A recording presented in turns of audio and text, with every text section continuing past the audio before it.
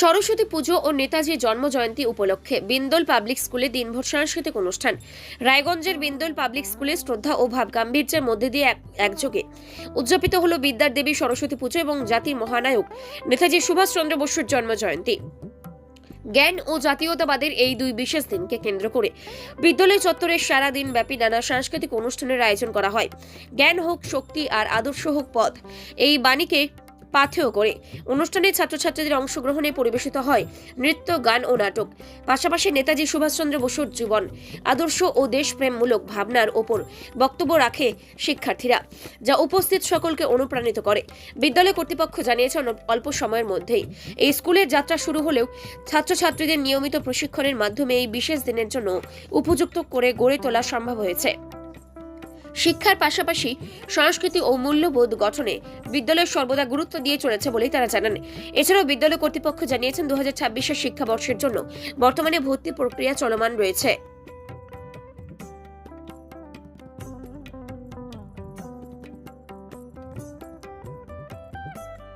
আফজাল হোসেন, আমি বিন্দোল পাবলিক স্কুলের প্রধান শিক্ষকের দায়িত্বে আছি। কি হলো আপনার স্কুলে?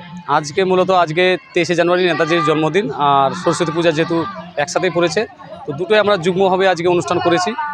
মূলত আমাদের অনুষ্ঠানটা ছিল আজকে, যেহেতু আমাদের হোস্টেলের প্রথম গার্জেন মিটিং ছিল, তো এই গার্জেন মিটিংয়ে আমরা খুব অল্প সময়ে বাচ্চাদেরকে বিভিন্ন রকমের পারফরমেন্স করিয়েছি, নাচ, গান, ছোট নাটক।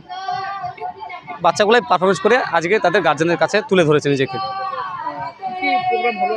আজকে মূলত ছিল ছোট্ট বাচ্চাদের একটা বাল্যবিবাহ নাটক ছিল, হাসানোর জন্য একটা কমিটি নাটকও করেছি। তারপরে বিভিন্ন রকমের দেশাত্মবোধক নাচ করেছে।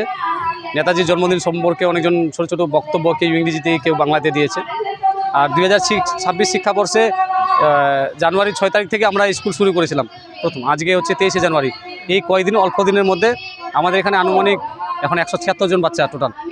আমরা প্রত্যেকটা বাচ্চাকে পার্টিসিপেট করিয়েছি আজকে এখানে। হ্যাঁ, আমাদের 2026 শিক্ষাবর্ষে হোস্টেলের জন্য এখনও ভর্তি চলছে।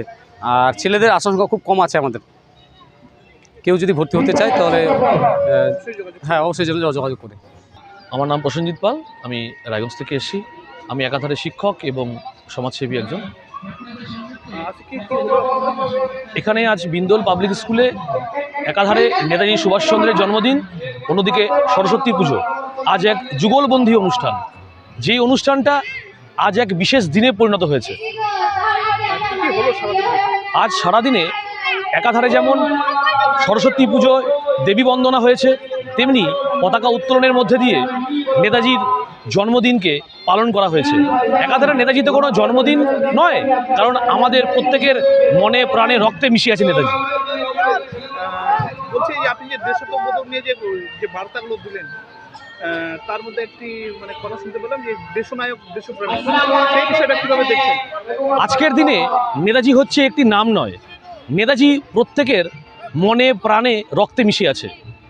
তোমরা আমায় রক্ত দাও, আমি তোমাদের স্বাধীনতা দেব। আজ আমরা হয়তো স্বাধীনতা অর্জন করে ফেলেছি, কিন্তু সত্যি সত্যি আমরা এখনও পর্যন্ত স্বাধীনতা অর্জন করতে পারিনি। আজকে আমাদের গ্রামে গঞ্জে শহরে বিভিন্ন জায়গায় বিভিন্ন নেশামুক্তি কেন্দ্র গড়ে উঠছে। আমাদের বিভিন্ন জায়গায় পাবজি আর ফ্রি ফায়ার বিভিন্ন গেমে ভরে গেছে। সত্যি সত্যি কি যুব সমাজ আমাদের সেই দায়িত্ব পালন করতে পেরেছে যেটা নেতাজি করেছিল? আজকে অভিভাবকদের উদ্দেশ্যে আমার সেই বার্তাটি দেওয়া থাকলো, যাতে অভিভাবক এবং স্কুল কর্তৃপক্ষ সকলে মিলে যদি একটি ছাত্রকে বা ছাত্রীকে যুগলবন্দীভাবে মিশ্রণ করানো যায়, তাহলে কিন্তু একাধারে সেই ছাত্র বা ছাত্রীটি যেমন সুশিক্ষায় শিক্ষিত হয়ে সমাজে মানুষ গড়ার কারিগর হিসেবে গড়ে উঠতে পারবে, তেমনি দেশের নাম উজ্জ্বল করবে।